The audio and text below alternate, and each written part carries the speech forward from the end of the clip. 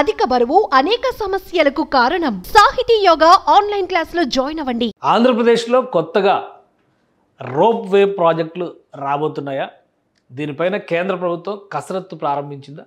దీనికి అవుననే సమాధానం వస్తుంది. ఇటీవల పర్వతమాల పరియోజన పథకం పేరిట దేశవ్యాప్తంగా వివిధ ప్రాంతాల్లో అవసరమైనటువంటి చోట్ల, ముఖ్యంగా చారిత్రక పుణ్యక్షేత్రాలను కలిపేటువంటి ప్రాంతాల్లో రోప్ వేల నిర్మాణాన్ని పెద్ద ఎత్తున చేపట్టాలని కేంద్ర ప్రభుత్వం నిర్ణయించింది. అందులో భాగంగానే ఇప్పుడు ఆంధ్రప్రదేశ్, కర్ణాటకల్లో రోప్ వేలు నిర్మించడానికి అవకాశాలు ఉన్నటువంటి అంశాలపైన అధ్యయనం చేసి డిపిఆర్ను సబ్మిట్ చేసేందుకు కన్సల్టెన్సీ సర్వీసెస్ని కాల్ఫర్ చేస్తూ టెండర్ నోటిఫికేషన్ రిలీజ్ చేసింది కేంద్ర ప్రభుత్వం. దీనికోసం ఒక ప్రత్యేకమైనటువంటి వ్యవస్థనే కేంద్ర ప్రభుత్వం నియమించింది. దాని గురించి తెలుసుకునేటువంటి ప్రయత్నం చేద్దాం. ఆంధ్రప్రదేశ్లో ఎక్కడెక్కడ ఈ రోప్ వేలు వచ్చేటువంటి అవకాశం ఉంది, విశ్లేషించేటువంటి ప్రయత్నం చేద్దాం.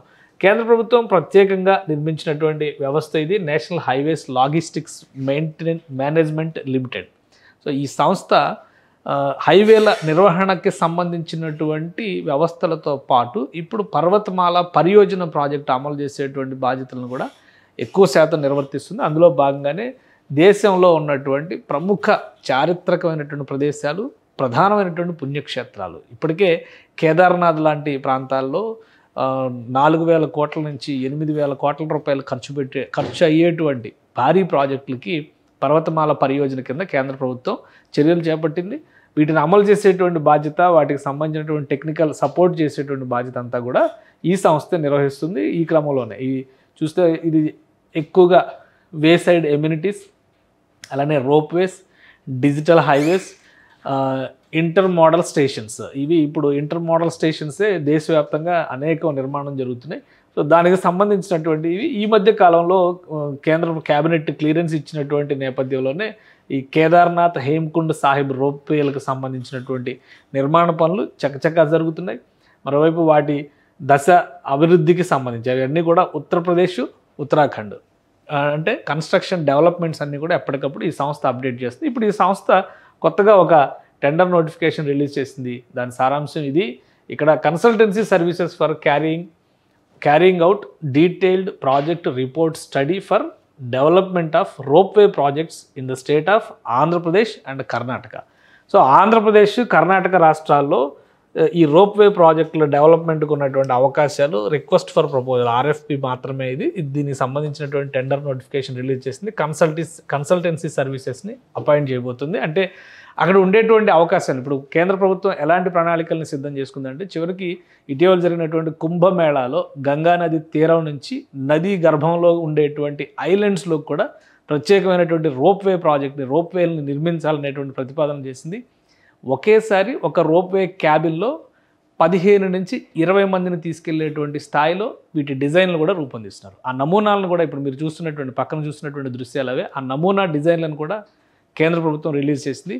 అదే తరహాలో ఆంధ్రప్రదేశ్లో ఎక్కడెక్కడ రోప్వే ప్రాజెక్టులు నిర్మించడానికి అవకాశం ఉంది. ఒక విషయం ఇక్కడ గమనించాల్సింది ఏంటంటే, ఆంధ్రప్రదేశ్లో ప్రత్యేకంగా శ్రీశైలంలో ఇప్పటికే రోప్వే ప్రాజెక్ట్ అమల్లో ఉంది. అలానే విశాఖపట్నంలో కైలాసగిరి హిల్స్ దగ్గర కూడా ఒక రోప్వే ప్రాజెక్ట్ అమల్లో ఉంది. ఇవి కాకుండా మిగతా అంశాలపైన, మిగతా అవకాశాలపైన అధ్యయనం చేస్తుంది. వాటికి సంబంధించినటువంటి ప్రాబబిలిటీస్ లిస్ట్ ఒకటి మన దగ్గర ఉంది. ఒకసారి విశ్లేషించే ప్రయత్నం చేద్దాం.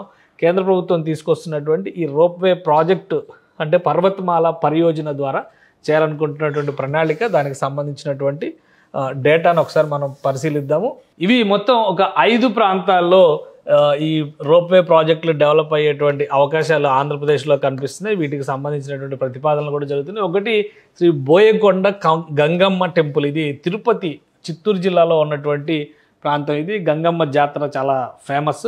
అక్కడ దిగువ గుడి దగ్గర, దిగువ టెంపుల్ అంటే దిగువ గుడి దగ్గర నుంచి కొండపైకి వేసేటువంటి మార్గం 0.68 కిలోమీటర్స్, అంటే దాదాపుగా కిలోమీటర్ లోపలే ఉండేటువంటివి. ఆంధ్రప్రదేశ్లో ఉన్నటువంటి ఈ హిల్ ఏరియాస్కి సంబంధించినవన్నీ కూడా చాలా తక్కువ డిస్టెన్స్ ఉన్నవే ఉన్నాయి. కానీ హేమకుండ్లో కానీ కేదార్నాథ్లో కడుతున్నటువంటివి కానీ 12 కిలోమీటర్లు, 14 కిలోమీటర్ల డిస్టెన్స్ ఉన్నటువంటి రోప్వేలు. అంటే మామూలుగా నడిచి కాలినడకన ఎక్కేటువంటి క్షేత్రాలకి 9 గంటల సమయం పడితే కేవలం అరగంటలో వెళ్లే విధంగా అక్కడ భారీ రోప్వేల ప్రణాళికను సిద్ధం చేస్తారు. సో ఇక్కడ చిన్న చిన్న రోప్వేలే అవకాశాలు ఉన్నాయి కాబట్టి చిత్తూరు జిల్లాలో ఉన్నటువంటి గంగమ్మ టెంపుల్ దగ్గర రోప్వే, గంగమ్మ టెంపుల్ అనగానే చాలామందికి పుష్ప 2 సినిమా గుర్తుకు రావచ్చు, అక్కడ జరిగినటువంటి అందులో ఉన్నటువంటి సన్నివేశాలు గుర్తుకు రావచ్చు. సో అదే గంగమ్మ జాతర జరిగేటువంటి టెంపుల్కి ఆ క్షేత్రానికి సంబంధించే ఒక ప్రతిపాదన ఉంది. దీనిపైన ఇది ప్రతిపాదన మాత్రమే, కేవలం ఈ 5 క్షేత్రాలకు సంబంధించినటువంటి పరిశీలన తర్వాత డిపిఆర్స్ ఇచ్చిన తర్వాత ఫైనాన్షియల్ వైబిలిటీ కూడా చూసిన తర్వాత అప్రూవల్స్ వస్తాయి. దీనికి ఈ ప్రాసెస్ అంతా కంప్లీట్ అవ్వడానికి కనీసం 6 నుంచి 8 నెలల సమయం పట్టొచ్చు. కానీ ప్రతిపాదనలు ఏవేవి ఉన్నాయని తెలుసుకోవడం కోసం మనం ఈ చర్చ చేస్తున్నాం. కాబట్టి గంగమ్మ టెంపుల్ దగ్గర ఒక ప్రపోజల్ ఉంది, మరొకటి అహోబిలం టెంపుల్.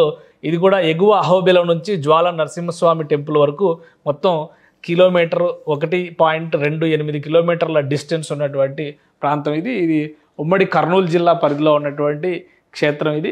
సో ఇక్కడ కర్నూలు ఇప్పుడు ప్రస్తుతం విభజించినటువంటి కర్నూలులో కూడా వస్తుంది. ఇది ఈ ప్రాంతంలో కూడా ఒక రోప్వే ప్రతిపాదన ఉంది. ఇంకోటి కోటప్పకొండ, ఇది ఇప్పుడు ప్రస్తుతం పల్నాడు జిల్లాలో ఉన్నటువంటి ప్రదేశం, ఉమ్మడి గుంటూరు జిల్లాకి సంబంధించింది.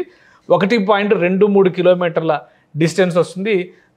కోటప్పకొండ జాతరల గురించి కూడా చాలా పాపులర్ అది. ఆ కొండని అంతకు ముందర ఘాట్ రోడ్ కూడా డెవలప్ చేశారు. కానీ ఇప్పుడు రోప్వే వస్తే కొండపైకి వెళ్ళడం మరింత సులువు అవుతుంది అనేటువంటి ఒక అంచనా ఉంది. దిగువ గుడి దగ్గర నుంచి కొండపైకి ఓల్డ్ టెంపుల్ ఎక్కడైతే ఉందో అది మొత్తానికి కలిపి 1.23 కిలోమీటర్లు వస్తుంది మొత్తం అంతా కూడా డిస్టెన్స్.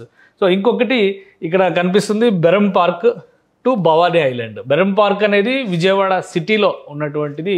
అంటే దుర్గగుడికి వెళ్ళేటువంటి క్రమంలో అక్కడ ఉన్నటువంటి పుష్కర్ ఘాట్, పున్నమి ఘాట్ పక్కనే ఉన్నటువంటి ఒక సువిశాలమైనటువంటి పార్క్ అది.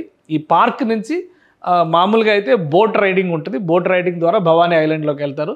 సో ఇప్పుడు ఈ పార్క్ నుంచి కేబుల్ కార్ ద్వారా వెళ్ళేటువంటి, అంటే రోప్ వే ద్వారా వెళ్ళేటువంటి వ్యవస్థను ఏర్పాటు చేయాలనేటువంటి ఒక ప్రతిపాదన ఉంది. ఇది చాలా షార్ట్ డిస్టెన్స్, 0.85 కిలోమీటర్స్. ఇది కూడా యావరేజ్గా ఇది కూడా చూస్తే 1 కిలోమీటర్ బిలోనే ఉంటుంది. ఇది కూడా 1 కిలోమీటర్ బిలోనే. అంటే ఇక్కడ 3 ప్రతిపాదనలు కూడా 1 కిలోమీటర్ బిలోనే కనిపిస్తున్నటువంటి పరిస్థితి ఉంది. ఈ బెరం పార్క్ నుంచి భవానీ ఐలాండ్లోకి ఇది ప్రత్యేక పర్యాటక ఆకర్షణగా మారేటువంటి అవకాశం ఉంటుంది. ఎందుకంటే భవానీ ఐలాండ్లో రాబోయేటువంటి రోజుల్లో సీ ప్లేన్స్కి సంబంధించినటువంటి వ్యవస్థను ఏర్పాటు చేస్తున్నారు. ఆల్రెడీ బోటింగ్ ఇవన్నీ నడుస్తున్నాయి.